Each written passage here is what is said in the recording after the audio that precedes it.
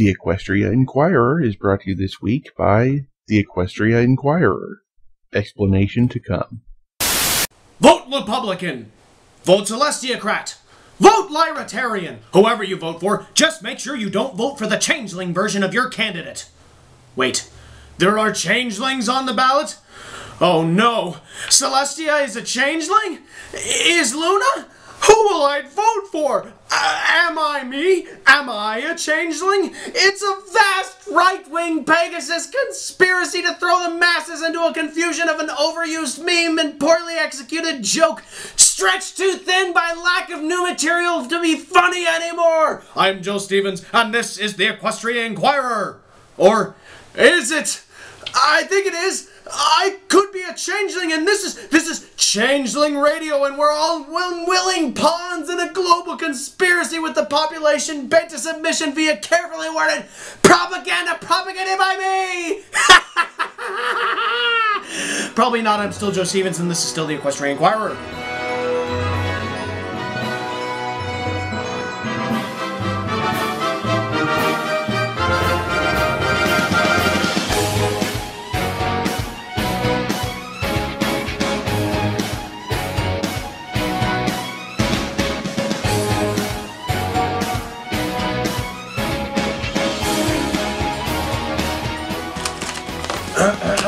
Good evening, Ponyville.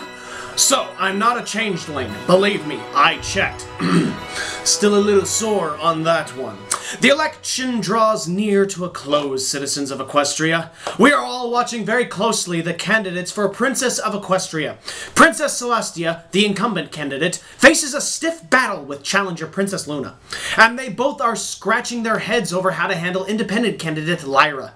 Yes, even Lyra is on the ballot. And you should totally vote for her. I'm told that her space exploration policies involve not just traveling to Mars, but rocketing the entire planet of Earth toward Mars so we can all be astronauts. Unreliable sources claim that this is a totally good idea and you should stop questioning it. Science! As most of you know, there was a debate between Princess Celestia and Princess Luna last night. The first such debate revealed the first time the candidates were able to be seen side by side, offering voters a true glimpse at their policies and personalities. Here is a brief transcript of the Princess of Equestria debate, moderated by EQI's own Ivan. Okay, first of all, Ivan want to thank Princess Celestia and Princess Luna for what joined debate. Welcome, candidates. Hello. Greetings. And before we debate, we did coin toss for see who will go first.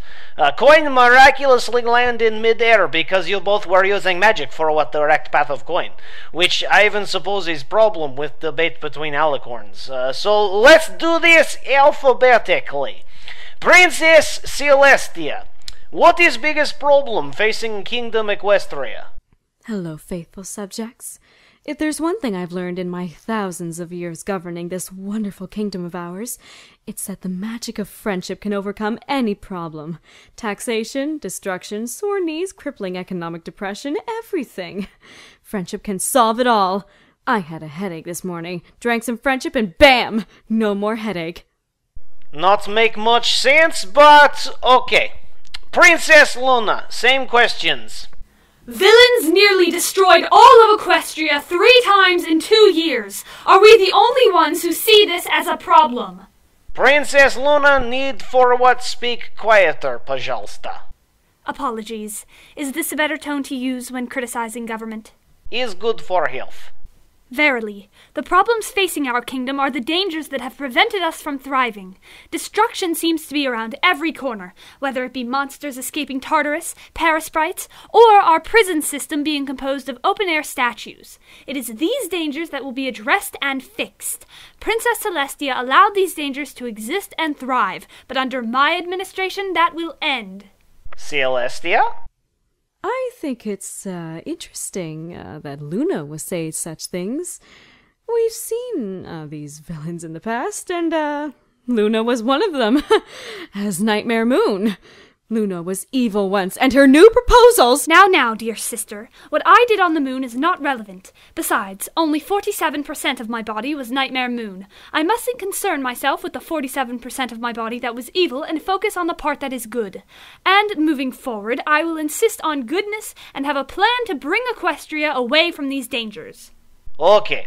New topic. Healthcare. Ponies get kicked out of hospital very much quickly. Is not good for health. How make healthcare system good for health? I would fix our system by repealing what we have now and reforming it. Excuse me? What is so wrong with equestrian healthcare? Is not your turn speak, Celestia.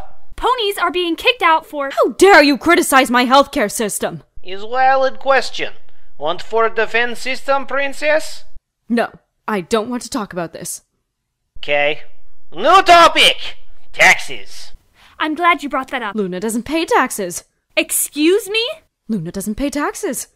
She doesn't not pay taxes either, because she keeps her taxes secret. On the moon, with moon people, and badgers. And moon badgers. You should hate moon badgers because they guard Luna's moon taxes, and she favors moon badger tax shelters. Miss Princess, you are entitled to your own castle and royal guard, but you are not entitled to your own facts. I do not favor moon badger tax shelters. I favor a system of taxes that will not be a burden to any pony. If it's on the moon. Ivan, I am reminded of one Trixie with these boastful falsehoods. I am in favor of a taxation system that benefits all. Moon badger tax havens. Okay, enough. Celestia, I cut off your mic because you have... Oh, you have 5 seconds. Okay, you have 5 seconds more. You'll not have to annoy me on it. So let you give the 5 seconds. How you want for use these extra 5 seconds? I'm gonna draw a picture of a squirrel. His name is Bushy. Look at his bushy tail. Isn't it adorable? It's beautiful, da. I'm gonna draw some friends. Hello, Bushy's friends. Cheney the cheetah and Rover the dog. Hello. So, new topic. Princess Celestia. Inflation is a big problem. Price of cherries alone has gone from 1 bit to 10 in very short time. How for address problem rising prices? Hello, Bushy the squirrel. How are your friends? Is this Rocky? Oh no! Are you being mean again with your pet rock, Rocky? Be friends, like me. I'll show you how. I Rocky, you Bushy. We be friends. Yay! You can't answer the question, can you? Look at Bushy! I can answer it. Look, we have serious problems with cherry prices, and it has nothing to do with Bushy the squirrel or his friends. It has everything to do with— I think I'm going to buy some cherries today. They're expensive, but I want a cherry. Celestia need for what wait turn? I must address this concern of the equestrian ponies. You see— Dear Twilight Sparkle, I would love some pizza. Put me down for a large. Do I want oat sausage? Oh, I really shouldn't. Oh, Celestia, you've earned it. Is you answering letters during debate? Hold on, Ivan, I'm answering a letter. You should probably focus on the debate. This is important. I'm sorry, Luna. Did you want anything on this pizza? Say, bananas? I would recommend not eat banana pizza. Where's my shoot everything to the moon button? This is getting irritating.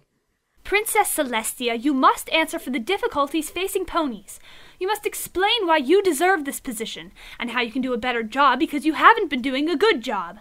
I have the experience working with villains and know how to defeat them. I have the ability and the knowledge to lead Equestria to a revival. Explain to us why ponies should elect you over me. Good question. What do you think, Bushy? What's that? Send them to the moon? Okay. Wait, my son thinks the moon button isn't working. Please stop poking me. Okay, I even have no idea if this was valuable or not. Apologies to every pony. Back to you, Joe Stevens. Okay, Celestia, you can stop poking on now. It's not, why you keep on... Okay, no, it's not need going on! After their week's sponsor, Joe Stevens and LTT Moose gave some money to the Great and Powerful Trixie's Foundation, who in turn donated some of that money to Twist's Academy of Fine Linguistics for a tax deduction. But when they found out they wouldn't get one, as Twist is a business and not a charity, They broke into their offices at night and took back the money. But Officer Krispy Kreme stopped their robbery, and in the escape, the money fell out of the bag, where it was found by Chimichurri Change. Change brought the money to a local casino, where he thought he would turn a profit, but instead lost every bit of the bits. The casino, in an attempt to look legitimate and not at all run by the Pegasus Mafia, gave some of that money to some cause that asked them for it, which, as luck would have it, was the Equestria Inquirer. We're our own sponsor. Thank you, Ivan. Lyra was, of course, not invited to the debate because she tried to hit Ivan over the head with her podium. No pony is sure why, but some suggest Lyra might be a changeling. Or just insane. A recent poll shows that Princess Luna was the clear winner in last night's debate, although her subsequent dismissal to the moon for the 550th time, along with the entire inhabitants of the building where the debate was held, made it a bittersweet victory. This allowed Princess Celestia to actually save face in the polls, when she discovered that by banishing all of the unemployed to the moon, they don't count as unemployed anymore. In other news, the unemployment figure went down for the first time this week. These stories are in no way related. And here's TechRat with this week's Mares in a Minute. Thanks, Joe. Several ponies feel lucky to be alive this week, as local lunatic Pinkie Pie took them on a harrowing ride through Ponyville on her new Friendship Express locomotive. She offered riders what she claimed would be a fun, exciting experience that they would not soon forget. This turned out to be quite true, as the riders later exited the train shaking, traumatized, and sobbing like little fillies. Here is an amateur video taken by a pony on the scene just prior to the incident. I'm Pinkie Pie. Hop on my train. Witnesses said that Pinkie sang a disturbing tune as she put the train engine into gear. The pony train has come to town, she proclaimed. Now we're riding all around. Riding front, riding back, round and off the track. That last line was met with a chorus of gasps and screams from her passengers, who were not aware that the train would be jumping the track and barreling out of control through Ponyville. Later, some of them described what it was like to be going off the rails on a crazy train. It was horrible. I thought we were finished for sure. Not to mention all the ponies that again and ran screaming for their lives. I haven't been that terrified since the time Pinkie thought combining cupcakes and fireworks was a good idea. Firecakes, Pinkie? Really? Who could survive eating one of those? Pinkie is the most incompetent engineer ever. At one point, she actually left the engine and came back into the passenger car to hand out balloons. Never mind that we were careening out of control through town square at the time. We just looked at her and said, "Pinkie, who's driving the train? Get back in the engine." And she said, "You silly, why do I need to stay in there? It's not like I can steer this thing anyway." And that's when I knew we were all going to die. Now, to better help you visualize what happened, I've went ahead and constructed the scale model representation of the Friendship Express, so that you can better understand what happened during those tragic events. Wow, Pinkie, your train is super awesome! I love riding— Wait, what are you doing? Pinkie, no, not the ponies! Oh my gosh, you're running them over! Oh, they're all being crushed underneath that cold, unyielding steel! Oh my god, it's horrible! It's horrible! Steering controls were not the only omission in Pinkie's brilliant design. Though she had outfitted the locomotive with the latest in party gadgets, from confetti cannons to cupcake dispensers to a kicking sound system, she had neglected to install any means of actually stopping the train, as the engine control panel consisted of a single red button labeled Woo Woo. Later, in a burst of Pinkie logic that could only come from her bizarre, twisted mind, she explained that she figured her Friendship Express was like one big moving party, and why would she ever want to stop a party? In response, one of her passengers commented that most parties are not 6-ton speeding death machines that can tear through buildings like tissue paper. To make matters worse, Pinkie's train was barreling right towards the cliff at the edge of town, which strangely seems to only exist when there is an out-of-control vehicle heading straight for it. In desperation, Pinkie's friends made a futile attempt to stop the train. Fluttershy quickly discovered two things: that her stair did not work on machines, and that standing in front of a moving train is a good way to find out what massive head trauma feels like. Twilight proved to be useless, as the one book in the library about how to stop speeding trains had been checked out, and a similar book about stopping speeding public buses rigged with explosives turned out to not be very helpful. Applejack realized too late that lassoing a locomotive is not very intelligent. On the other hoof, she was able to do a great screaming gazelle impression before being flung into the side of a barn. This left Rainbow Dash, and although she was about to attempt a daring, ego-boosting rescue that she would have bragged about for weeks afterward, her moment of self-serving glory was denied as the locomotive suddenly slowed to a halt, its giant C batteries powering it having finally died. Rainbow Dash lamented thusly. It's not fair! I was gonna swoop in and save the day! Me! Then I could have been a totally awesome hero again, and every pony would have been all Rainbow Dash, and I could have done my super cool wiggle dance. But no! The train had to stop on its own. Stupid train. I should have been the one to save every pony. Who's going to want my autograph now? Well, you know what? I'm not going to sit here and let this happen. As soon as I find some more batteries, I'm going to get that locomotive rolling towards its doom again. Back on the train, every pony. And this time, no one gets off until I rescue them. Don't worry, Pinkie. I'll save the train. Here I come. Wait, why did the train stop? No, I was supposed to save the train. Me. Wah. My ego can't take it. Thankfully, no one listened to Rainbow's demands, and she eventually flew back to Cloudsdale to sulk. As a result of this incident, Mayor has passed an ordinance declaring that Pinkie Pie not be permitted within 100 feet of any locomotive without being accompanied by a responsible adult. She is also no longer allowed to build her own trains or watch any episodes of Thomas the Tank Engine, as she may get more crazy ideas. Many ponies wonder why the mayor hadn't done this sooner, as this is not the first time Pinkie has caused problems with a vehicle. A few months back, she was implicated in an incident concerning an RC car, where, according to the police report, she was driving near and driving far, driving over here and driving over there. Pinkie Pie wanted to drive everywhere. Apparently, Pinkie decided that this included sidewalks, playgrounds, and the insides of buildings. This, however, does not compare to the subsequent incident involving a large piece of farm equipment. The words, "I'm Pinkie Pie, hop on my combine harvester," still haunt the nightmares of many ponies to this very day.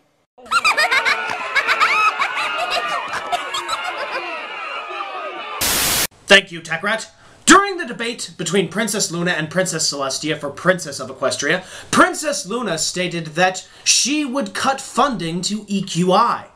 She specifically said that the character of Big Moose, who while likable, had to be cut from funding. This is sad because ponies love Big Moose, who teaches learning to all ponies. Sorry, Princess Luna, but I don't want to cut funding to our moose. In other news, I'm officially renaming LTT Moose Big Moose. Here's Big Moose with this week's Horseshoes and Hand Grenades.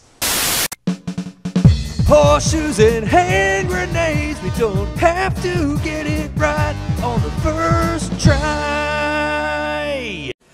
Good evening, citizens. I am LT2 Moose, and this is Horseshoes and Hand Grenades. The world of competitive facial hair growing suffered an embarrassing setback today when no fewer than 7 participants in this year's event were disqualified after it was revealed that they had gained their facial follicles through unnatural means.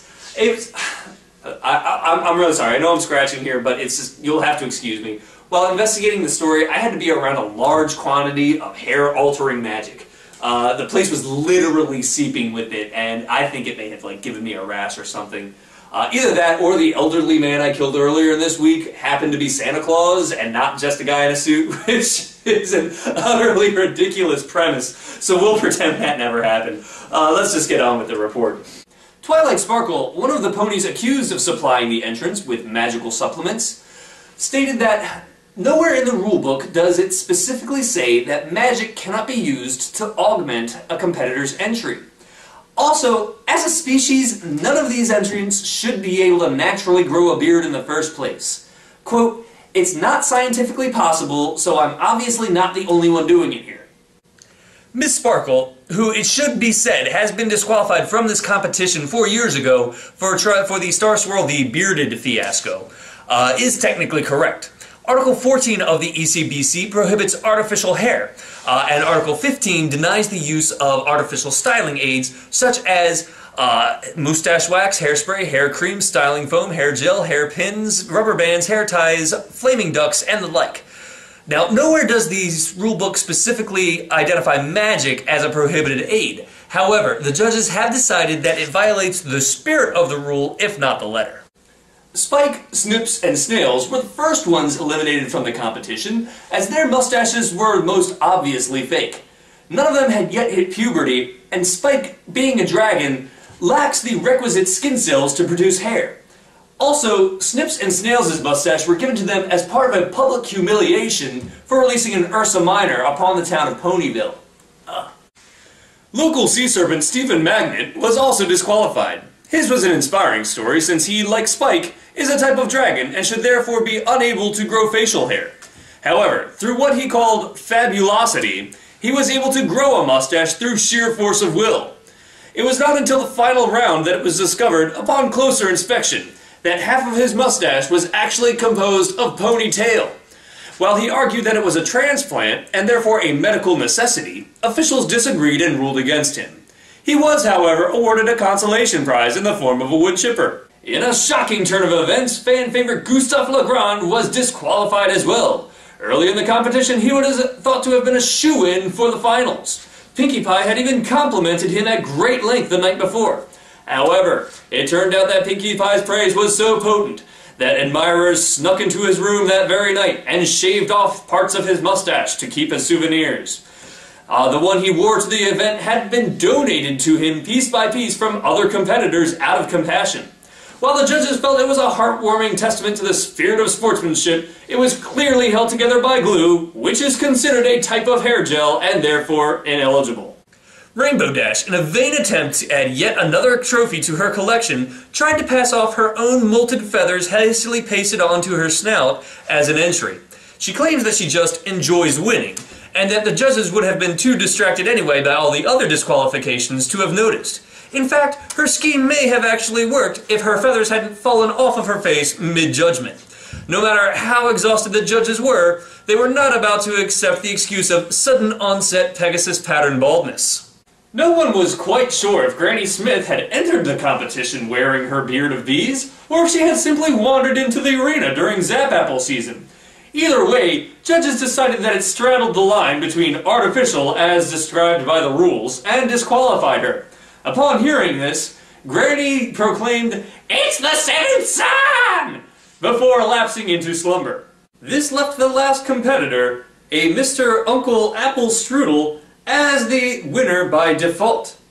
In his acceptance speech, he thanked the audience by saying,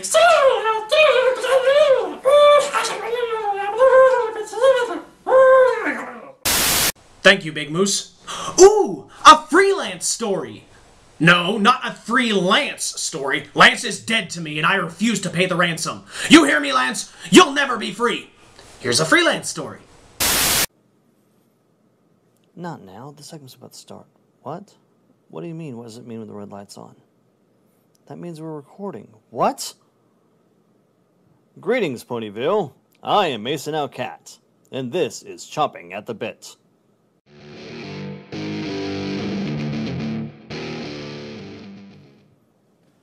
Sweetie Belle was in court today.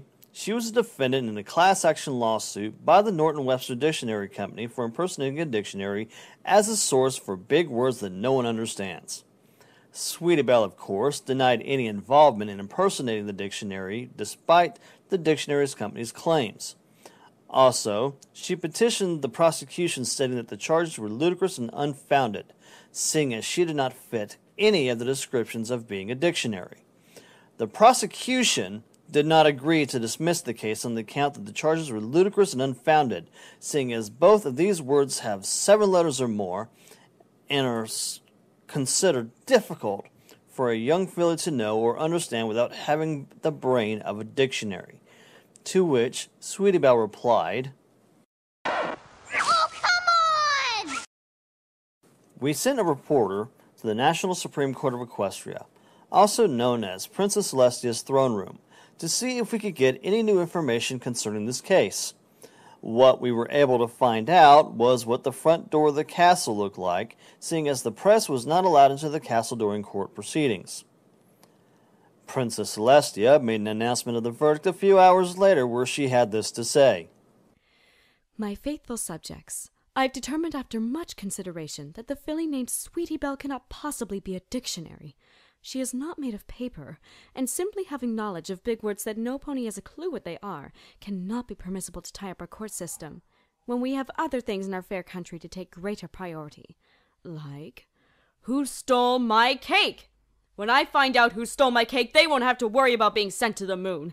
They'll have to worry about having enough sunscreen! In other news, Pinkie Pie has been accused of threatening the lives of several sugary baked goods at Sugar Cube Corner. We suspect that she may indeed be the cake bandit which Princess Celestia speaks of. She has often been seen leaving the small baked goods shop with no fewer than 6 cupcakes on several occasions. Where these yummy baked goods go is a mystery. When Pinkie Pie returns to the cake's humble business, she looks as if she hasn't gained a single ounce, and yet these cupcakes are never seen again. Is this the work of a gluttonous pink pony, or are we just grasping at straws looking for a possible scapegoat to the lack of delicious baked goods at the table of the royal court? We will keep you posted as the story develops. My Little Pony. Yeah, the segment's over. What do you want? No, I don't want any oatmeal. Are you crazy? There are those who wonder if EQI is biased in its coverage of political events. The answer to this is yes. We are biased toward the truth, and the truth is unbiased. Therefore, EQI is biased toward the unbiased. If we were unbiased toward the unbiased, then we wouldn't be biased toward anything. And then you wouldn't learn anything now, would you? It's like math.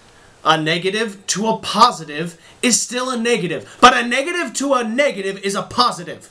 We aren't biased because we are biased. That's just simple math, and you can't argue with math. I'm Joe Stevens, and this has been the Equestria Inquirer.